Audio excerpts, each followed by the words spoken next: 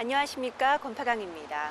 섬유유연제는 세탁 마지막 과정에 사용되는 만큼 의료에 남은 잔여물이 피부에 직접 닿기 때문에 무엇보다 안전해야 합니다.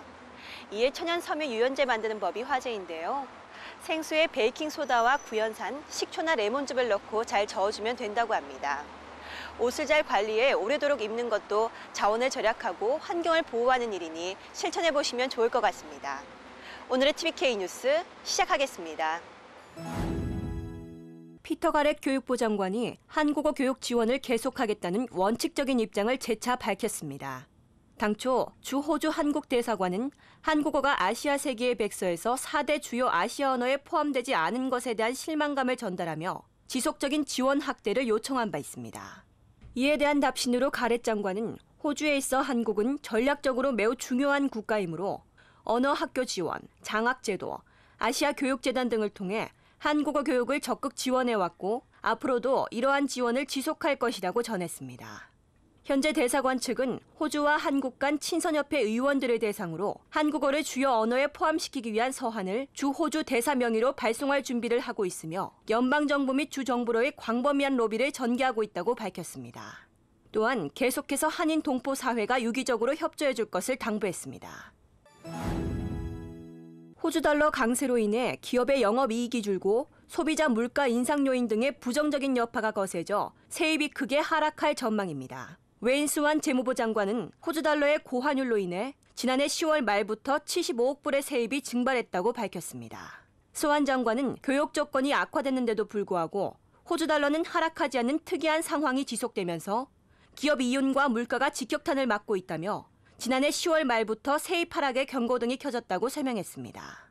이어 이 같은 현상이 앞으로도 계속될 것으로 예측되기에 일자리 보호에 역점을 두고 있다고 전했습니다. 그는 대대적인 예산 감축으로 흑자 예산을 만들 수는 있지만 이 경우 더 심한 고용 하락으로 이어져 저성장과 부채 상승을 초래할 수 있다고 경고하며 토니 에본 야당 대표가 주장하는 흑자 예산 우선 달성을 선택할 수 없는 이유도 바로 이 때문이라고 대변했습니다. 공과금 납부에 어려움을 겪고 있는 7,500여 명의 뉴사우스웨일즈주의 가정이 에너지 보상금을 신청한 것으로 밝혀졌습니다. 크리스 해처 천연자원 에너지부 장관은 가족 에너지 보상금 신청 마감일은 6월 14일이라고 설명하며 보상금을 받을 자격이 있는 가구들의 온라인 신청을 촉구했습니다.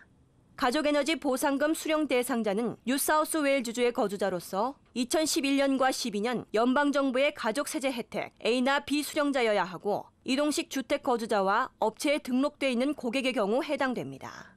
한편 가족에너지 보상금 수령은 전기공급 소매업체의 전기공과금 통지서 발행 주기에 따라 결정되기에 일부 가정은 올해 전기료 통지서의 수입금으로 지급되며 나머지는 내년 초에 지급될 예정입니다. 크리스 장관은 주정부 웹사이트를 통해 가족에너지 리베이트를 클릭하면 각종 관련 정보와 함께 신청서를 찾을 수 있다고 설명하며 에너지 정보 문의 전화 1300-136-888을 걸어도 된다고 덧붙였습니다. 뉴사우스웨일즈 정부는 시드니의 적극적인 관광객 유치를 위해 퀀타스 항공과 협약을 맺었다고 밝혔습니다. 3천만 불의 3년 계약으로 관광사업 역사상 가장 큰 전략적 업무 제휴를 체결한 것입니다.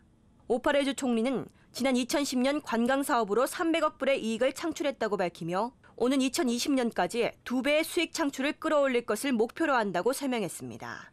이에 유럽과 미국, 아시아 등 비즈니스 여행객을 대상으로 더 많은 국제 관광객을 유치할 것이라며 퀀타스 항공과의 관광상품 공동개발, 업무 제휴 등을 통해 뉴사우스웨일즈에 방문하는 이들에게 더 많은 혜택을 제공할 것이라고 덧붙였습니다. 한편 호주 관광청과 퀀타스 항공은 지난해 40년 제휴를 맺은 바 있습니다. 지역별 소득격차 조사에 의하면 시드니의 소득격차가 매우 심각한 것으로 나타났습니다. 시드니 지역 중 소득 하위 20%를 차지하는 지역은 블랙타운과 뱅스타운, 페어필드와 캠벨타운 등 서부에 편중돼 있는 것으로 조사됐으며 이 지역의 연간 개인 평균 소득은 3,915불에서 22,251불로 나타났습니다. 반면 소득 상위 20%인 지역은 동쪽 지역인 모스만에서 맨리에 이르는 곳과 북부 해안 지역으로 연간 개인 평균 소득이 45,000불에서 125,000불로 나타났습니다. 경제지리학 관계자는 이 같은 빈부격차를 해소하기 위해 정부가 진정성 있는 정치적 의지를 보여줘야 하며 민간 분야의 투자 유치 활성화를 위해 노력해야 한다고 주장했습니다. 이어 서부 지역에서 주정부의 성장 목표치를 달성한 분야는 건강, 교육, 공공행정 세 분야로 모두 공공 분야의 지출을 늘림으로써 이루어진 것이라고 우려하며 민간 투자의 필요성을 재차 강조했습니다. 내일의 날씨입니다. 수요일인 내일 시드니는 대체로 맑겠습니다. 아침 최저 기온은 13도, 낮 최고 기온은 23도가 예상됩니다. 캔버라는 안개가 있겠고 최저 1도, 최고 19도의 기온이 예상됩니다. 퍼스는 대체로 맑겠고 15도에서 27도의 기온 분포를 보이겠습니다. 날씨였습니다.